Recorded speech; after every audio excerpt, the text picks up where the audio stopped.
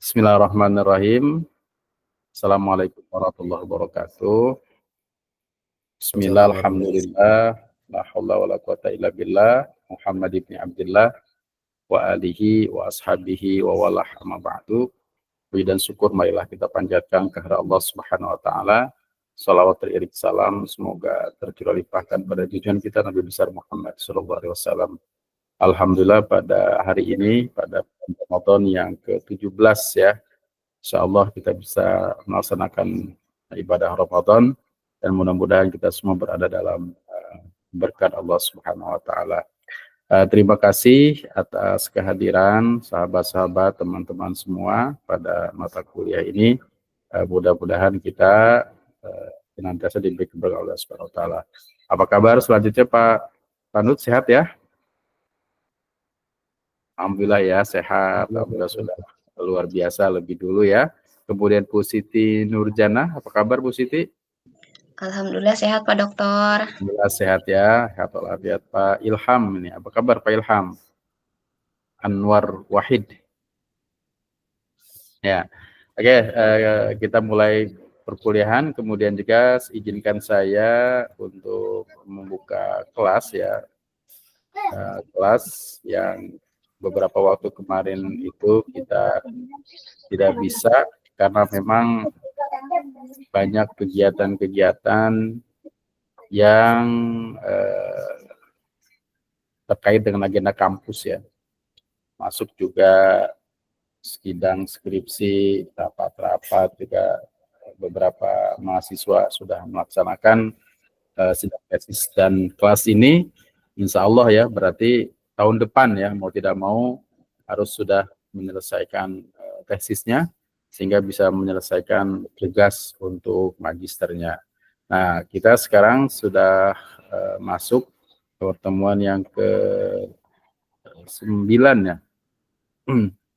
Atau kita sudah masuk pertemuan yang ke-10 ya tentang berpikir kritis. Di sini sudah ada materi yang sudah saya sampaikan. Nah, sebelum-sebelumnya saya menyampaikan ada materi tentang gender dalam Al-Quran, kemudian psikologi dalam pembelajaran, dan kemudian juga hari ini kita akan masuki tentang berpikir kritis. Nah, materi-materi yang pernah disampaikan tentang gender ya, ini saya akan mengulas sedikit karena mohon maaf, karena memang pada beberapa waktu yang lalu tidak sempat tersampaikan karena memang berbarengan dengan agenda-agenda kegiatan kampus. Nah, karena itu terkait dengan gender, saya akan membahas sedikit, ada 3 materi yang perlu saya sampaikan sedikit, walaupun memang sudah ada di kelas ya. Yang pertama adalah tentang gender. Nah, gender ini dalam bahasa kita, sehari-hari kita disebut dengan bahwa Allah Subhanahu wa taala menciptakan manusia itu dari 2 jenis, yaitu laki-laki dan perempuan. Ya ayuhan nasu inna khalaqnakum min dzakari wa unsa wa ja'alnakum syu'uban wa qabaila lita'arafu inna akramakum indallahi atqakum. Itu dalam Al-Qur'an surah Al-Hujurat ayat 13. Jadi Allah menciptakan manusia itu min dzakari wa unsa, ya laki-laki dan perempuan. Nah, karena itu jenis laki-laki dan jenis perempuan ini adalah sesuatu yang sudah ditetapkan oleh Allah Subhanahu wa taala. Karena itu tidak ada peluang bagi orang yang baina wa baina gitu ya, antara laki-laki dan antara perempuan, al-khunsa atau itu. Nah, karena itu dalam kehidupan modern saat ini ya banyak juga orang-orang yang memperjuangkan kesetaraan itu. Nah, kemudian Islam bagaimana memandang terkait dengan gender itu.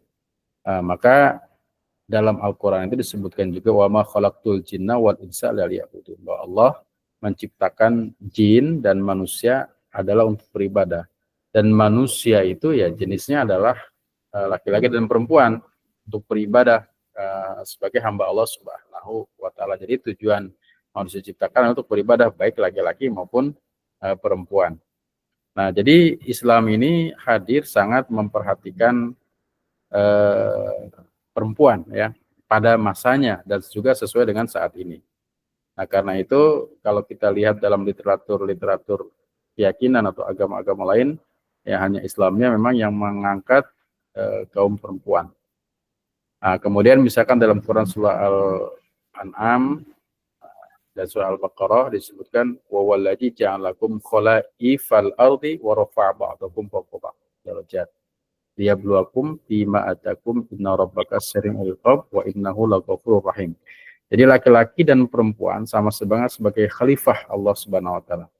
Jadi Allah menciptakan manusia sebagai khalifah. Khalifah itu bisa makna pemimpin, bisa juga pengganti ya. Artinya hanya manusialah yang diberikan Allah Subhanahu wa taala kekuatan untuk melakukan posisi sebagai seorang pemimpin. Nah, kemudian kaitan juga banyak sekali hal-hal bahwa laki-laki dan perempuan itu menerima perjanjian. Artinya orang yang nantinya melakukan pertanggungjawaban di hadapan Allah Subhanahu wa taala. Sebagaimana dalam Quran surah Al-A'raf ayat 72. Nah, ketika alastu bi rabbikum ya. Alastu bi rabbikum qalu bala syahidna. Jadi ketika Tuhan berkata aku ini Tuhanmu, mereka menjawab betul. Ya, qalu bala syahidna. Engkau Tuhan kami. Kami menjadi saksi antakulu yaumal kiamat inna kunna an hadza kafirin. Bahwa kami menjadi saksi ya agar di hari kiamat kamu tidak mengatakan sungguhnya kami Bani Adam adalah orang-orang yang lengah terhadap ini. Jadi manusia sudah melakukan sebuah perjanjian dengan Tuhan akan dimintai pertanggungjawaban. Nah, kemudian juga ya konteks ayat-ayat Al-Qur'an ini menegaskan kepada kita semua bahwa peran laki-laki dan perempuan adalah sebagai makhluk Allah Subhanahu wa taala untuk beribadah dan dia juga memiliki peran sebagai khalifah. Karena itu memiliki peran yang sama. Nah, kalau kita lihat dalam mencari ilmu misalkan bahwa laki-laki dan perempuan itu memiliki tugas yang strategis, bahwa ibu adalah madrasatul ula ya, ibu adalah madrasah pertama bagi anak-anak ya, jadi bukan bapak ya, jadi kemudian juga terkait dengan gender ini Islam mengangkat dengan tegas ya, bahwa di dalam Al-Quran itu misalkan terkait dengan ilmu-ilmu tentang warisan dan seterusnya, itu jelas Islam mengatur bagaimana bagian laki-laki dan bagian perempuan. Sebelumnya perempuan tidak memiliki hak sama sekali terhadap warisan. Nah, Islam itu menegaskan. Itu berarti Islam mengangkat derajat kaum perempuan. Nah, karena itu gender dalam hal ini kita sebagai seorang guru pendidik ya atau PAI itu perlu memahami dengan sebaik-baiknya terkait dengan bagaimana kewajiban baik laki-laki maupun perempuan dalam menuntut ilmu. Laki-laki menuntut ilmu berpahala, perempuan menuntut ilmu juga berpahala, namun juga tidak melupakan sesuatu yang berkaitan dengan fisiknya ya. Ya, laki-laki diciptakan oleh Allah Subhanahu wa taala tentu dalam fisiknya lebih kuat dalam pengertian fisik ya. Tapi juga dalam hal-hal yang lain yang dimiliki oleh perempuan tidak dimiliki oleh laki-laki. Itu namanya secara kudrati. Nah, karena itu yang perlu kita perhatikan. Jadi pada dasarnya laki-laki dan perempuan memiliki ikatan keterlibatan yang sama dalam sebuah proses pendidikan pembelajaran. Nah, kemudian juga tema yang selanjutnya yang perlu disampaikan adalah terkait dengan pendekatan psikologi ya. Nah, dari pendekatan psikologi ini tema yang kemarin terlewatkan bagi kita. Seorang guru PAI memiliki peran yang penting untuk melakukan sebuah pendekatan psikologi dalam pembelajaran Al-Quran Hadis. Apa itu dimaksud dengan pendekatan psikologi? Pendekatan psikologi adalah sebuah pendekatan yang mendasarkan pada sikap atau jiwa seseorang. Nah, tujuan ini kita juga harus memahami dulu bahwa tujuan pembelajaran Al-Quran dan hadis yang pertama adalah membangun spiritual. Kemudian yang kedua adalah peningkatan akhlak atau kebaikan-kebaikan. Dan yang ketiga adalah pemberdayaan masyarakat. Yang pertama adalah pembangunan kemampuan spiritual, yang artinya adalah bahwa pembelajaran Al-Quran dan Al-Hadis itu memiliki tujuan untuk meningkatkan pemahaman-pemahaman terhadap akidah, terhadap ibadah, terhadap muamalah. Nah, akidah itu di dalamnya adalah sebuah keyakinan yang disebut dengan iman. Nah, iman itu terangkum dalam rukun iman yang harus kita kuasai, yang harus kita pahami, dan harus kita implementasikan. Itu terkait dengan spiritual.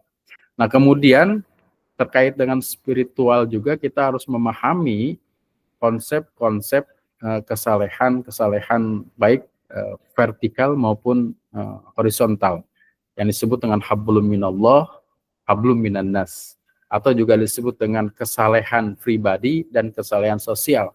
Ini adalah spiritualitas. Nah, mungkin pada Ramadan ini spiritual kita meningkat. Namun juga di sisi lain ada juga yang pada bulan-bulan ini ya menurun. Ya, kenapa? Karena memang spiritualisme atau semangat berkeyakinan dan mengimplementasikan itu sangat didasarkan atas psikologi atau kejiwaan seseorang. Nah, kesalehan sosial itu sangat diajarkan oleh Islam. Nah, kita misalkan memahami ibadah kita yang wajib ya bagi umat Islam itu yang terangkum dalam rukun iman. Ya, rukun Islam diantaranya adalah sholat. Ya, sholat itu adalah sebuah kewajiban. Sholat itu mengajarkan kesalehan sosial dan kesalehan pribadi. Yakini dengan sesungguhnya bahwa Allah itu adalah satu, wahidun la syarikalah. Kemudian Nabi Muhammad SAW adalah sebagai utusannya. Itu kita lakukan ketika kita melaksanakan niat ketika sholat ya, Allahu Akbar, takbiratul ihram. Tapi kemudian sholat yang kita lakukan itu juga diakhiri dengan salam. Kita salam ke kanan, menoleh juga ke kiri. Nah, itu maknanya bahwa kita ini peduli ya terhadap orang-orang yang ada di sekitar kita. Itu artinya adalah hablum minan nas atau juga disebut dengan kesalehan sosial. Nah, membangun spiritualisme itu harus komplit kedua-duanya, ya.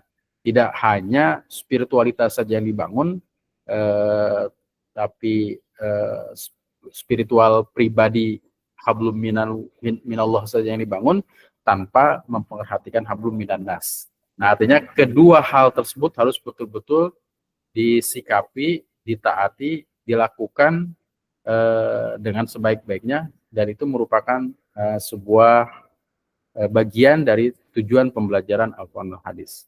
Nah, kemudian juga yang kedua itu ada pembelajaran Al-Quran dan Hadis bertujuan untuk membangun karakter atau disebut juga dengan karakter Islami atau disebut juga dengan akhlak. Nah, seperti di dalamnya ada akhlak terpuji, akhlak tercela.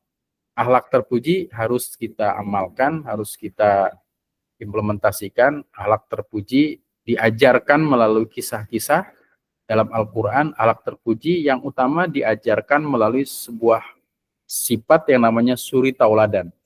Nah, dalam konteks ini, suri tauladan, maka seorang pendidik harus mampu menjadi role model dalam sebuah proses pembelajaran. Pada kondisi saat ini di mana masyarakat ini sedang mencari pegangan hidup ya, contoh hidup, terutama juga siswa-siswa kita, maka di sekolah-sekolah atau di madrasah-madrasah atau di pesantren-pesantren, seorang pendidik ya dan seorang peserta didik itu bisa melakukan sebuah interaksi di mana seorang pendidik harus menjadi contoh, menjadi role model bagi peserta didik. Kenapa? Agar nilai-nilai seperti kebaikan, keikhlasan, kasih sayang ya, kemudian juga nilai-nilai lainnya itu bisa direfleksikan. Nah, jadi tidak bergerak pada ruang hampa, pada ruang kosong. Nah, biasanya kan kalau pendidikan agama itu memang yang utamanya adalah akhlak ini atau karakter.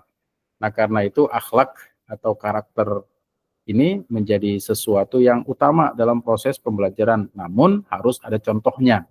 Ya, betul memang dalam kitab-kitab akhlak itu kita diajarkan ya bagaimana dari mulai kitab Akhlaqul Banin atau Akhlaqul Banat dan kitab-kitab lainnya seperti Ta'lim, Muta'alim, bagaimana kita berakhlak dalam mencari ilmu, juga misalkan bagaimana orang tua berakhlak terhadap anak atau wasoya ya, kitab-kitab seperti itu mengajarkan kepada kita ya untuk melakukan sebuah kebaikan-kebaikan.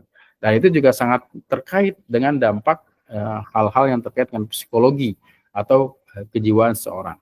Nah, kemudian yang ketiga adalah terkait dengan pemberdayaan masyarakat. Pemberdayaan masyarakat ini dengan melakukan sebuah pemahaman, pengetahuan keagamaan yang akurat dan bermanfaat. Jadi pemberdayaan masyarakat ini juga harus dilakukan berbasis pada Al-Quran dan Al-Hadis. Kenapa berbasis pada Al-Quran dan Hadis?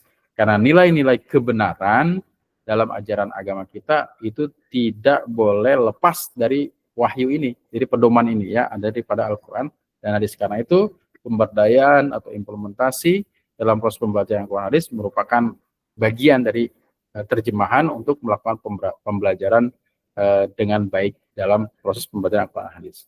Nah, kemudian pendekatan-pendekatan yang dilakukan untuk melakukan hal tersebut ya sebagaimana disebutkan tadi itu adalah dilakukan dengan pendekatan psikologis atau psikologi atau ilmu jiwa.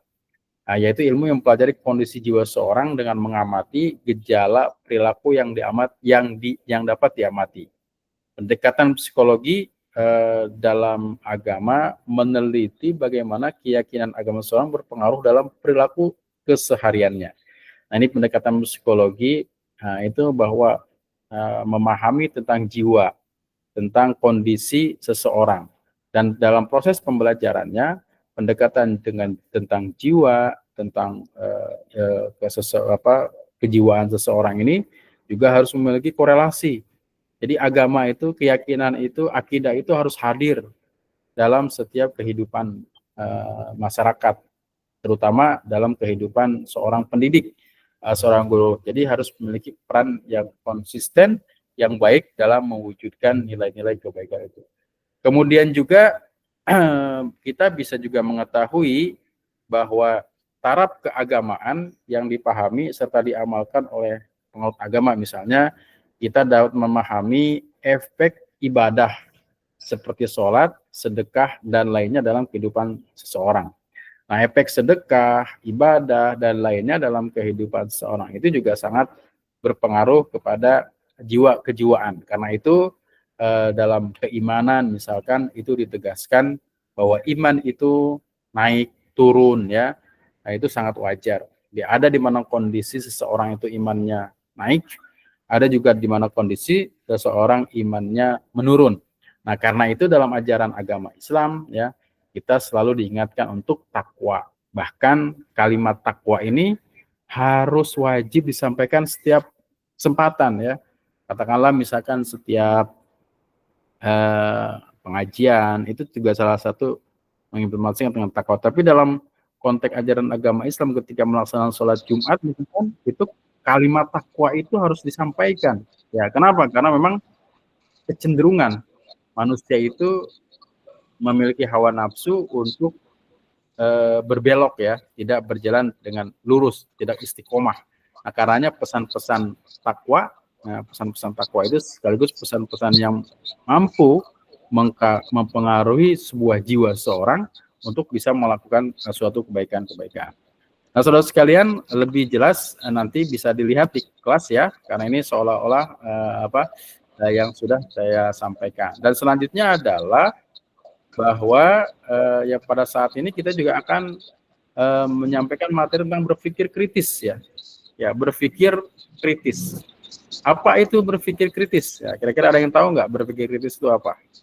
Ya, di berpikir kritis itu berpikir untuk berorientasi pada kebenaran.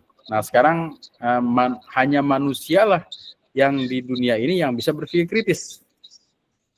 Nah, jadi kemampuan berpikir kritis dalam Islam itu dimaknai sebagai kemampuan untuk mengevaluasi informasi secara objektif dan logis. Apa sih yang dimaksud dengan objektif? Ya, jadi sesuai dengan kondisi yang ada. Itu namanya kebenaran. Jadi berpikir itu apa? Nah, berpikir itu adalah sebuah proses. Proses apa berpikir itu? Proses mencari kebenaran. Nah, sekarang apa itu kebenaran? Kebenaran adalah sebuah pengetahuan tanpa ragu. Nah, karena itu dalam filsafat biasanya disebutkan untuk memahami sebuah pendapat, sebuah keyakinan dengan baik atau menguji sebuah keyakinan itu harus meragukan dulu. Nah, maka meragukan itu adalah satu hal proses untuk mencapai kebenaran. Jadi berpikir itu adalah proses mencari kebenaran. Kebenaran adalah pengetahuan tanpa ragu. Nah, karena itu kebenaran itu bisa bersifat objektif, bisa bersifat subjektif. Nah, kebenaran yang dimaksud di sini salah satunya adalah bukan kebenaran subjektif. Ya, kalau kebenaran subjektif itu bisa saja semua orang mengaku benar, ya. Tapi kebenaran itu juga harus objektif, harus menyesuaikan dengan objek-objek yang sesungguhnya. Maka berpikir kritis dalam Islam itu juga berarti memahami dan di sini berpikir itu juga bisa berarti memahami dan menerapkan ajaran Islam dalam setiap tindakan dan keputusan kita. Nah, berpikir kritis itu sangat dianjurkan dalam Islam, ya, termasuk juga dalam proses pembelajaran. Apa yang dimaksud dengan dianjurkan itu? Nah, dalam Al-Quran Allah Subhanahu Wa Taala menantang kita, menantang manusia untuk bisa melakukan berpikir kritis. Misalkan, afala yanzuruna ilal ibili kaifa khuliqat wa ilas sama'i kaifa rufi'at, dan seterusnya. Itu artinya kan menantang kita berpikir, ya, berpikir secara objektif. Atau misalkan di dalam Quran surah kalau tidak ayat terakhir itu, laukan al-bahru midada li kalimati rabbi lanafidal bahru qabla an tanfada kalimatu rabbi walau ji'na bimisli madada. Itu menantang kita ya untuk berpikir kritis. Atau juga misalkan ya ma'asyaral jinni wal insi in istata'tum an tanfudu min aqtaris samawati wal ardi fanfudu la tanfuduna illa bisultan. Nah, itu kan menantang ya. Jadi berpikir kritis ini adalah berpikir mencari kebenaran yang sesungguhnya, yang dimana di dalamnya tidak ada keraguan. Nah, apa tujuannya? Mencari kebenaran. Ya, karena Islam adalah agama yang bertujuan untuk mencari kebenaran dalam setiap tindakan yang kita lakukan. Nah, dengan berpikir kritis, kita akan mampu menemukan kebenaran dan mengambilan keputusan yang baik dan benar. Karena itu kalau kita ya mendapatkan berita itu biasanya jangan langsung diterima, tapi ditanyakan dulu, cross check, tabayyun dalam ajaran Islam itu. Maka kemudian berpikir kritis pun sangat dianjurkan diterjemahkan dalam sebuah proses pembelajaran. Proses pembelajaran yang kita lakukan dalam mata pelajaran PAI itu juga salah satunya adalah memacu mahasiswa siswa-siswa kita itu untuk mampu berpikir kritis. Berpikir kritis itu merupakan sebuah kemampuan menganalisis ya. Menganalisis dari sebuah fakta, sebuah data, sebuah keyakinan atau sebuah data yang ada. Karena itu berpikir kritis itu berpikir di mana di dalam dirinya adalah berpikir sambil bertanya. Nah, kemudian berpikir itu melibatkan beberapa langkah yang harus diperhatikan. Misalkan asumsi itu sebuah pernyataan yang mendasari suatu keputusan atau tindakan dengan mempertanyakan asumsi kita akan mampu menemukan informasi yang lebih akurat dan objektif. Nah, kala itu dalam sebuah penelitian tesis, skripsi, disertasi itu ya, selalu didasarkan pada asumsi, selalu didasarkan atas hipotesis, dugaan sementara, di mana dugaan itu bisa terbukti atau tidak. Nah, teman-teman sekalian, kemudian hal-hal yang terkait dengan tujuan-tujuan berpikir kritis dan lain segala macamnya, ini saya sudah sertakan dalam kelas, dan saya berharap untuk bisa dipelajari dengan sebaik-baiknya ya, karena memang pada saat ini kita dalam melaksanakan proses pembelajaran ya, itu pada kondisi di bulan Ramadan sebenarnya di mana kita harus meningkat ya dalam proses pembelajaran.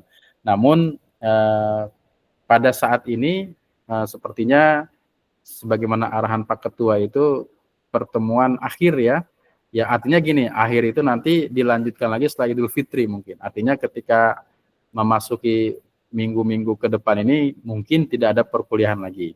Perkuliahan itu direncanakan nanti aktif kembali setelah proses Idul Fitri. Nah, karena itu pada kesempatan kali ini juga saya mohon maaf yang sebesar-besarnya jika dalam proses pembelajaran ini banyak hal-hal yang memang kurang berkenan. Namun kita tetap berdiskusi di kelas ya. Silakan dibuka-buka kelas kita, Google Classroom kita, yang dimana di situ jika ada hal-hal yang kurang dipahami, kita bisa berdiskusi secara bersama-sama. Itu saja mungkin materi yang saya sampaikan. Kalau ada hal-hal yang didiskusikan, silahkan. Kalau ada diskusikan, silahkan. Ya, mungkin ada yang ditanyakan Pak Panus, silahkan. Baik Pak Dokter. Assalamualaikum warahmatullahi wabarakatuh. Waalaikumsalam warahmatullahi wabarakatuh. Mohon maaf, saya mau tanya untuk yang tadi yang pertemuan minggu yang lalu tentang gender tadi Pak. Ya, siap. Untuk masalah gender ini kan kalau secara Quran dan hadis itu sudah ada penjelasannya. Cuman ini yang saya tanyakan untuk perilaku seseorang yang mana laki-laki menyerupai perempuan, perempuan yang menyerupai laki-laki terutama dalam hal berpakaian. Nah, ini ketika ada misalnya hanya untuk seru-seruan nih, biasanya kan kalau lomba 17-an atau perlombaan-perlombaan begitu tuh sering ada sepak bola pakai daster, kemudian punya sarung dan sejenisnya lah. Itu sebenarnya hukumnya seperti apa itu? Nah, terima kasih. Ini itu saja Pak. Assalamualaikum warahmatullahi wabarakatuh. Nah, waalaikumsalam warahmatullahi wabarakatuh. Terima kasih atas pertanyaannya. Yang pertama yang perlu kita pahami bahwa ajaran Islam itu ajaran yang sangat menghormati laki-laki dan perempuan. Artinya seorang laki-laki Allah sudah menciptakan dua jenis kelamin, laki-laki dan perempuan. Jadi Allah menciptakan Adam dan Hawa. Bukan Adam dan Ali atau Hawa dan siapa gitu ya. Kenapa? Karena memang saat ini sudah terdapat penyimpangan yang luar biasa, terutama yang dilakukan oleh kaum-kaum LGBT ya, dengan mengusung tema-tema tersendiri di mana mereka terutama di negara-negara sekuler itu menginginkan bahwa negara tidak perlu ikut campur dalam hubungan pribadi, karena hubungan pribadi adalah bagian dari kebebasan berekspresi individu. Karena itu negara jangan sampai masuk ke wilayah-wilayah yang sifatnya pribadi. Nah, sehingga kampanye-kampanye LGBT ini terutama di Barat dan di beberapa tempat di negara-negara ini sudah mengakui yang namanya pernikahan sejenis. Ya, itu di beberapa tempat, di beberapa negara sudah ada diakui. Dan ini jangan sampai terjadi di negara kita. Kenapa? Karena memang Allah sudah menciptakan manusia itu berpasang-pasangan, laki-laki dan perempuan. Nah, terkait dengan hal-hal yang disampaikan tadi, bahwa dalam berhubungan, dalam bergaul laki-laki dan perempuan, Islam itu agama yang sangat menjaga kehormatan baik itu laki-laki dan perempuan. Karena itu sesuatu yang menyerupai tasabah ya, atau tasabuh, menyerupai laki-laki dan perempuan dalam fikih, kita sering melihat bahwa hal itu sesuatu yang sangat dilarang ya. Nah, bagaimana ini adalah jawaban sangat konteks ya, kontekstual. Artinya begini, bagaimana ketika ada kegiatan-kegiatan yang menyerupai hal tersebut, sedapat mungkin harus dihindari. Kenapa? Karena itu merupakan bagian atau bibit-bibit awal dari apa? Dari proses bercampurnya mana laki-laki, mana perempuan. Walaupun mungkin awalnya tujuannya adalah seru-seruan. Namun bagaimanapun kalau itu mengarah kepada tindakan yang tidak baik, sedapat mungkin memang harus dicegah ya, dicegah. Apalagi terutama kepada siswa dan siswi kita. Itu jangan sampai ada perlombaan yang mengarah ke sana. Nah, kenapa? Karena memang sesuatu yang besar itu terjadi dari sesuatu yang kecil dulu. Misalkan ya, berawal dari tukar baju, tukar pakaian dan segala macam, sehingga menyebarlah bibit-bibit atau virus-virus LGBT itu juga jangan sampai terjadi. Nah, karena itu apa yang ditanyakan tadi, kalau saya secara pribadi itu tidak membolehkan ya. Karena itu kalau dalam kesempatan-kesempatan, misalkan kalau saya dilibatkan dalam kegiatan-kegiatan 17-an dan segala macamnya, saya menghimbau, termasuk juga para sesepuh, para kiai gitu ya, menghimbau kepada warga ketika ada perlombaan, jangan sampai ada perlombaan walaupun sifatnya seru-seruan itu, hal-hal yang seperti itu.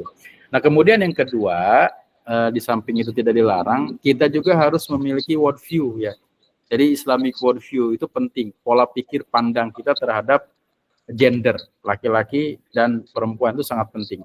Dan Islam itu sangat sistematis dalam fikih-fikih, misalkan dalam fikih-fikih kita itu kan sudah jelas perbedaan antara laki-laki dan perempuan. Misalkan ketika balik, menentukan batas balik, laki-laki dan perempuan itu juga berbeda. Kalau laki-laki biasanya dibarengi dengan mimpi, walaupun dia tidak mimpi ketika umur 15 tahun, maka sudah menjadi batas, dia disebut dengan balik ya. Tapi kalau perempuan itu adalah datang haid. Nah, kemudian fikih-fikih juga menjelaskan begitu detail ya. Fikih-fikih kita tentang bagaimana fikih perempuan, apa itu haid dan segala macam. Nah, ini sebenarnya menegaskan bahwa laki-laki dan perempuan itu mendapat tempat yang layak dalam ajaran agama kita. Betul, memang dalam hukum, katakanlah hukum waris misalkan, dalam Al-Quran itu kan ada perbedaan antara laki-laki dan perempuan. Tapi ketika masa Rasulullah SAW, itu sama sekali mereka tidak dapat. Kalau Islam hadir menegaskan itu, nah karena itu memang itu menjadi sesuatu yang sangat penting untuk disikapi. Nah, kemudian juga terkait dengan sholat. Sholat juga sama memperhatikan fikih perempuannya. Perempuan itu boleh tidak sholat. Nah, ketika dia sedang mendapat haid dan seterusnya.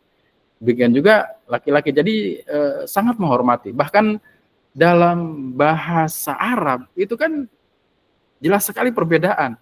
Ya, misalkan kamu dilihat tuh laki-laki atau perempuan sih gitu. Kalau kamu berarti anta, ada anti. Itu sebenarnya sebuah penghormatan yang luar biasa bagi seorang perempuan, dan itu tidak ada dalam bahasa Indonesia. Ya, kamu mau laki-laki, perempuan ya kamu saja. Nah, karena itu menurut saya apa yang disampaikan tadi berkaitan dengan pertanyaan itu sangat jangan melakukan hal-hal yang memang ketika dilakukan itu menimbulkan efek-efek yang tidak baik ya. Karena itu sekarang ini kampanye LGBT ini ada di mana-mana. Jangan kira di Indonesia tidak ada. Di Indonesia banyak yang memperjuangkan itu ya. Karena menganggap bahwa agama jangan sampai ikut campur dalam hal pribadi. Padahal di kita ini sudah diatur sedemikian rupa. Ya, jangankan itu, ya banyak sekali hal-hal yang memang terkait dengan percampuran ini yang kemudian nanti membawa kepada sesuatu yang memang tidak disesuaikan dengan ajaran Islam. Ya mungkin itu Pak ya, Pak Nur. Mungkin teman-teman lain ada yang bisa menambahkan untuk bisa berdiskusi terkait dengan apa yang tadi ditanyakan Pak Nur. Disilakan mungkin Pak Ujang. Silakan Pak Ujang. Baik Pak, Assalamualaikum warahmatullahi wabarakatuh. Assalamualaikum warahmatullahi wabarakatuh. Ini saya mau mempertanyakan Tadi kita harus berpikir kritis ya, Ya, tentang permasalahan atau yang ada di apa namanya secara objektif ya. tip.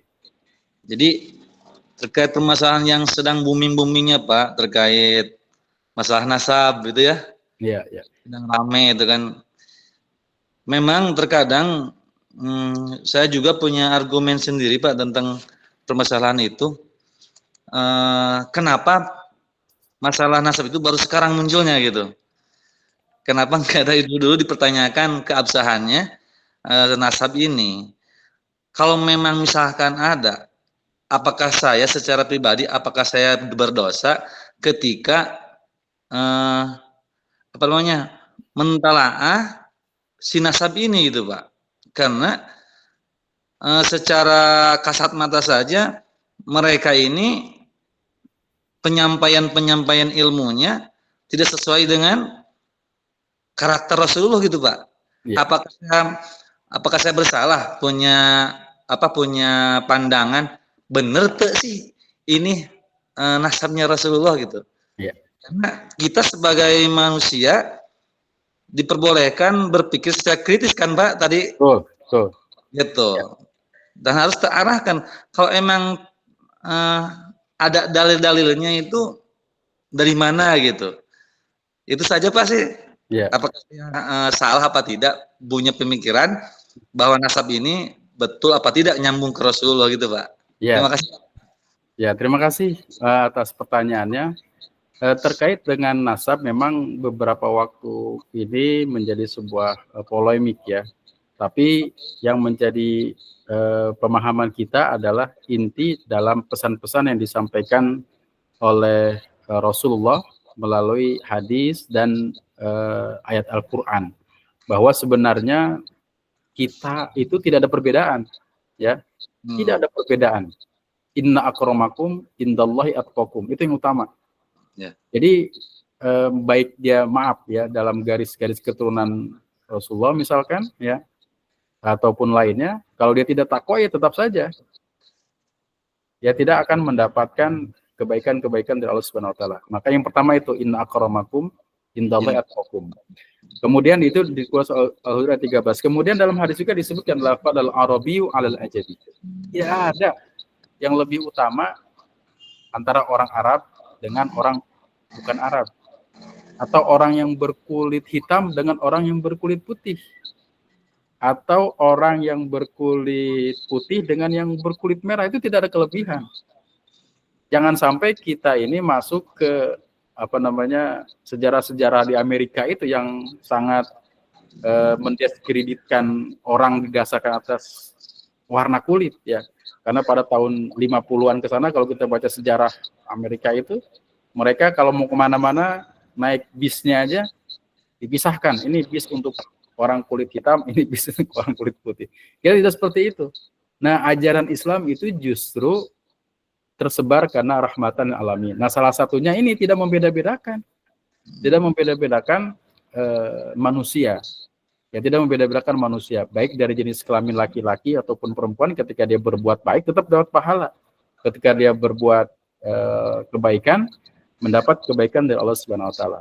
Nah, demikian juga ketika orang itu bangsa apapun, suku apapun ya, itu yang menjadi utama, karena disebut dengan inna akramakum indallahi atqakum itu sudah binal ya.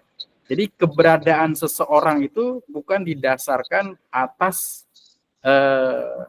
warna kulit, jenis kelamin, tidak. Kenapa? Karena kan yang namanya jenis kelamin, warna kulit kan kita terima jadi.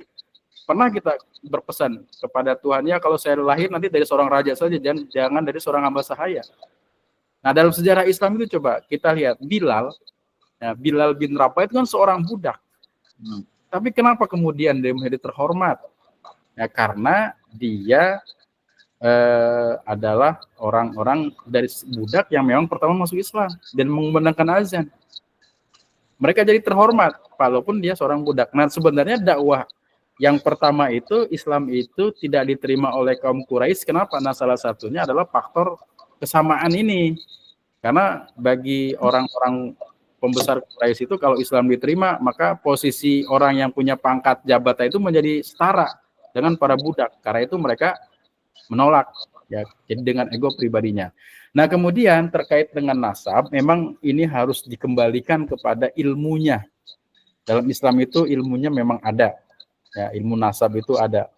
Tapi kemudian dalam konteks modern juga manusia ini bisa direkam, ya, bisa direkam DNA-nya, bisa direkam, dan itu ada kaitan juga dengan ilmu-ilmu kedokteran.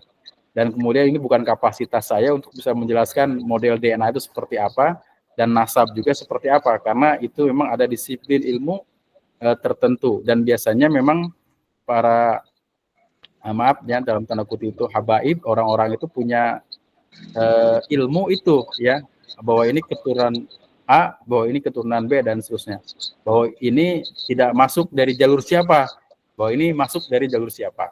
Nah, itu silahkan diperdalam terkait dengan ilmu tersebut. Tapi pada intinya ajaran Islam itu sangat menolak, ya, kalau kita ini dibeda-bedakan berdasarkan keturunan.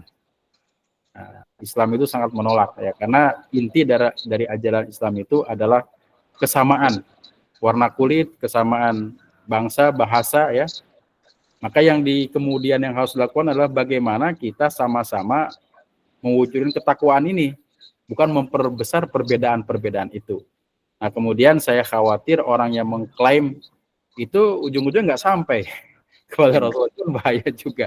Nah, karena itu tentunya orang-orang yang memahami tentang ilmu-ilmu ini menganggap bahwa ajaran Islam itu, ya, jangan merasa superioritas, itu nggak boleh. Saya lebih tinggi dari yang lain tuh nggak boleh. Jangan kita seperti orang-orang Yahudi yang menganggap orang lain rendah, sementara dirinya orang yang paling mulia. Nah, Islam itu rahmatan lil alamin untuk semua orang, semua golongan. Nah, karena itulah sebenarnya Islam itu bisa diterima untuk semua kalangan. Nah, karena itu dalam konteks berpikir kritis, itu pun boleh kita tanyakan. Jangankan tentang keturunan, Tuhan saja boleh kita tanyakan kok dalam ajaran Islam itu. Nggak ada dogma ajaran dalam Islam itu yang diterima tanpa akal. Nah, karena itu Islam itu pada awal-awal perkembangannya menjadi maju karena sangat mendasarkan pada akal. Mereka melakukan jarib wallahi takun arifan, yang kemudian dikenal sebagai sebuah trial and error, uji coba terus. Jadi kalau ilmu itu sederhana sebenarnya, ada tesis, sintesis, antitesis. Ilmu pada saat ini dianggap benar, tapi untuk kemudian ada pendapat yang membantah. Nah, kemudian pendapat itulah yang disebut dengan benar, antitesis. Kemudian kebenaran itu kemudian dibantah lagi. Nah, misalkan kita dalam menerjemahkan zarrah itu apa sih zarrah? Zarrah itu adalah semut kecil, karena pada saat itu yang paling kecil semut, gitu ya. Kemudian sekarang itu mungkin zarrah itu biji sawi, orang bilang gitu, ya, karena kecil. Tapi sekarang itu yang paling kecil itu apa? Atom. Sekarang pertanyaannya, ada nggak yang lebih kecil dari atom? Saya yakin pasti ada. Nanti orang bilang apa namanya, saya belum tahu namanya apa. Nah, karena itu ilmu itu berkembang, karena itu kita berpikir kritis, ya, termasuk beragama, adinu wal aqlu ladina liman lam aqlalah. Nah, itu, ya, artinya kita juga harus menanamkan nilai-nilai kritis ini kepada siswa-siswa kita, terutama dalam proses pembelajaran. Itu misalkan berwudu, kenapa kita berwudu? Boleh ditanya kenapa sih wudu? Ya, di samping syariat juga apa manfaatnya itu juga perlu diteliti, agar mungkin nanti juga kebiasaan-kebiasaan itu mengapa ada nggak korelasi antara wudu dengan kesehatan? Bagaimana kalau kita sholat tanpa wudu, boleh nggak? Dalam fikih nggak boleh. Tapi ketika dianjurkan untuk wudu, kemudian secara kesehatan apa sih manfaatnya? Kita basuh muka, basuh tangan, basuh kaki. Apa sih manfaatnya? Kemudian ada doa di situ. Apa sih makna doa bagi kehidupan kita? Kita basuh muka, basuh tangan, basuh kaki, itu ada doanya. Atau kenapa sih kemudian Islam itu kok setiap melakukan sesuatu harus pakai doa? Termasuk bersetubuh juga harus dengan doa, itu kan? Kenapa itu ada? Ini harus ditanyakan agar kemudian masuk ke ruang-ruang pemahaman anak-anak kita ini, sehingga beragama itu harus benar-benar dengan baik. Nah, itu mungkin Pak Ujangnya tadi terkait dengan mendasarkan bagaimana ilmu nasab ini, saya tidak ada kapasitas untuk menjelaskannya, tapi memang ada buku, ya, ada buku yang bisa kita baca.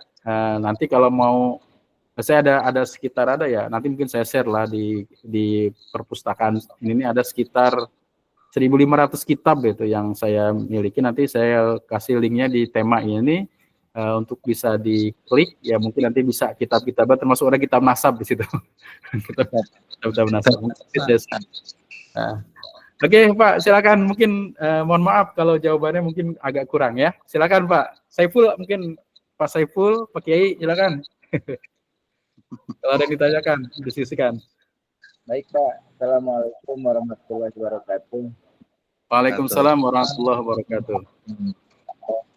Menarik juga ini kait masih dengan nasab ini. Iya. Ini kan para ulama atau kiai-kiai terdahulu itu dengan nasab ini sangat menjunjung tinggi gitu Pak. Karena ada hadis, salah satu hadis itu yang menunjukkan bahwa barang siapa yang mencintai aku dan keluargaku gitu, bersamaku di surga kan gitu. Nah dalam hal ini seperti ini bingung kita harus seperti apa gitu, karena dengan adanya perdebatan nasab ini itu jadi dilema gitu, apakah kita harus tetap mencintai atau menghargai mereka, sedangkan kan banyaklah, bukan hanya satu dua sikap-sikap mereka yang tidak sesuai dengan tingkah lakunya gitu, dengan karakter yang Nabi itu. Jadi kita disuruh untuk mencontoh Nabi, yang sedangkan mereka sendiri Nabi tidak mencontohnya gitu. Kita jadi bingung di sini apa gitu Pak. Jadi mungkin saja Pak. Ya, terima kasih Pak. Memang artinya disinilah pentingnya kita untuk bersikap kritis. Jadi siapapun dia, mengaku apapun, ketika dia karakternya, akhlaknya tidak sesuai dengan akhlak Islam, ya jangan diikuti, ya. Apalagi kemudian di kalangan-kalangan santri itu terkadang dijadikan alat, ya, untuk melegitimasi, untuk mendapatkan sesuatu. Kamu kalau misalkan tidak mengasihi saya ini, saya nggak doain kamu dapat syafaat misalkan. Kan nggak ada hal-hal dalam ajaran Islam seperti itu. Ya, yang penting kita ya banyak berakhlak dengan akhlak Rasul, melakukan ajaran-ajaran Rasul dengan baik, ya itu saja yang harus kita lakukan. Nah, artinya memang berpikir kritis, menjaga keturunan itu baik. Ya, artinya mencintai Rasulullah, kemudian juga keturunan-keturunannya, itu juga sangat baik. Nah, namun kalau misalkan mengaku kemudian tidak akhlak seperti akhlak Rasul, ya jangan diikuti. Karena itu banyak perdebatan. Di dalam itu masih banyak perdebatan. Nah, karena itu diminta kita untuk memang berpikir kritis. Artinya siapapun dia, ya, siapapun dia, tetap kita harus berpedoman pada ajaran-ajaran utama dalam ajaran Islam. Jadi istabti qalbik wa in abtautuka. Tanya dirimu, walaupun kemudian banyak orang-orang yang banyak mengasih pendapat kepada.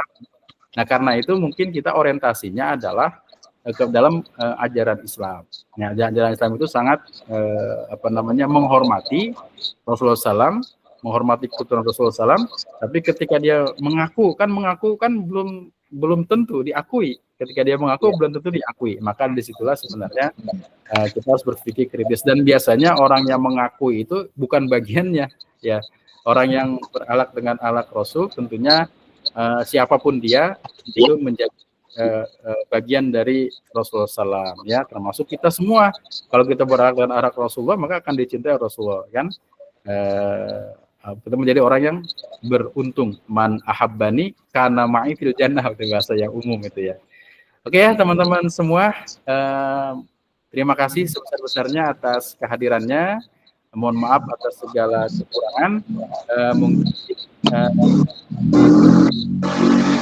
dari para ketua, ya, tadi saya berbicara kemungkinan pertemuan ini pertemuan akhir, ya. Nanti kita lanjutkan lagi setelah Ramadan. Oleh karena itu saya mengucapkan terima kasih atas kehadiran dan mohon maaf yang sebesar-besarnya atas segala kesalahan, kehilafan, dan selamat menjalankan ibadah Ramadan. Semoga ibadah kita diterima oleh Allah Subhanahu wa taala dan kemudian nanti kita keluar menjadi orang yang sebagaimana sabda Rasulullah dibebaskan dari api neraka. Amin ya. Terima kasih. Mohon maaf segala kekurangan.